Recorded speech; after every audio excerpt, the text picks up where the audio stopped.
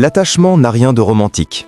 C'est un piège émotionnel, lentement tissé par la dopamine, le manque et l'illusion de contrôle. Ce n'est pas la beauté, ni l'argent qui rend une femme accro.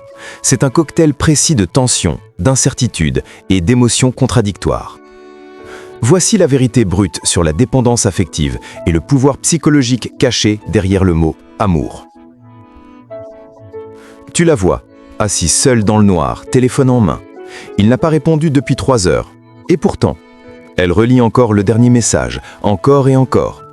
Chaque mot devient une dose, chaque silence un sevrage. Tu penses que c'est de l'amour, mais ce n'est pas ça. C'est une addiction. Et comme toutes les addictions, elle commence par un frisson. Tout commence toujours pareil. Un homme entre dans sa vie, confiant, imprévisible, magnétique. Il ne donne jamais tout de suite. Un compliment puis un retrait. Un regard intense puis une distance glaciale. Elle croit qu'il joue dur à avoir, mais il ne joue pas. Il programme. Ce qu'elle ressent, ce n'est pas du romantisme. C'est une boucle dopaminergique. Le même mécanisme qui rend accro aux jeux, aux réseaux sociaux, à la drogue.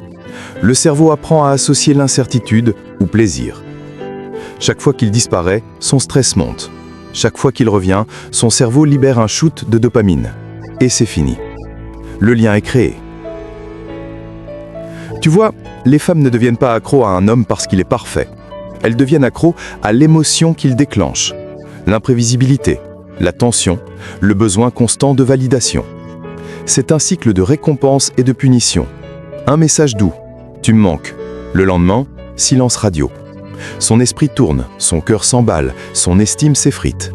Et quand enfin il revient, c'est la délivrance. C'est ainsi qu'un simple contact devient une obsession. Ce n'est plus une relation, c'est une prison chimique. Voici la vérité.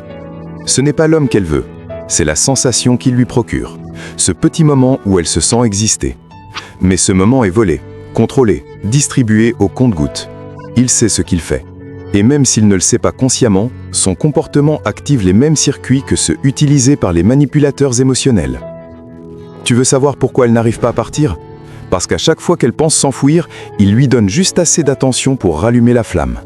Un mot, une excuse, un souvenir partagé, et elle replonge. Le miroir de la dépendance affective. Ce n'est pas une question de faiblesse, c'est une question de chimie, de programmation émotionnelle. Quand une femme vit une alternance constante entre affection et retrait, son cerveau entre dans un état de confusion émotionnelle, ce qu'on appelle en psychologie renforcement intermittent. C'est la méthode la plus puissante pour créer une dépendance comportementale. Les laboratoires l'utilisent pour tester les rats, les casinos l'utilisent pour garder les joueurs, et certains hommes, consciemment ou non, l'utilisent pour garder le contrôle. Tu crois qu'elle reste parce qu'elle espère qu'il changera, mais non. Elle reste parce qu'elle est piégée dans une illusion de récompense future. À ce stade, il ne court plus après elle, c'est elle qui cherche son attention. Elle se demande « Pourquoi il ne m'écrit pas ? Est-ce que j'ai dit quelque chose ? Est-ce qu'il voit quelqu'un d'autre ?»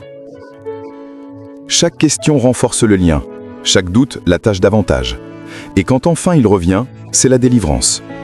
C'est ainsi qu'un simple contact devient une obsession. Ce n'est plus une relation, c'est une liaison neurochimique. La dernière étape, c'est la justification. Quand une femme commence à rationaliser son comportement, c'est qu'elle est déjà perdue. Elle lui trouve des excuses. Elle transforme ses silences en signes de profondeur. Ses absences deviennent du mystère. Ses contradictions deviennent de la complexité.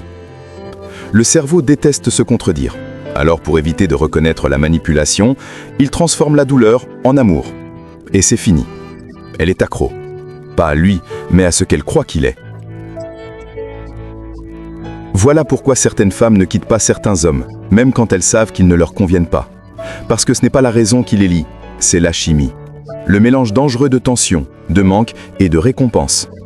Et ce processus, bien utilisé, ne dépend ni de la beauté, ni de l'argent, ni du statut. Il dépend d'une chose, la maîtrise du contraste émotionnel. Le calme et la tempête, la chaleur et la distance, la lumière et l'ombre. C'est ce contraste-là qui rend les femmes accros aux hommes.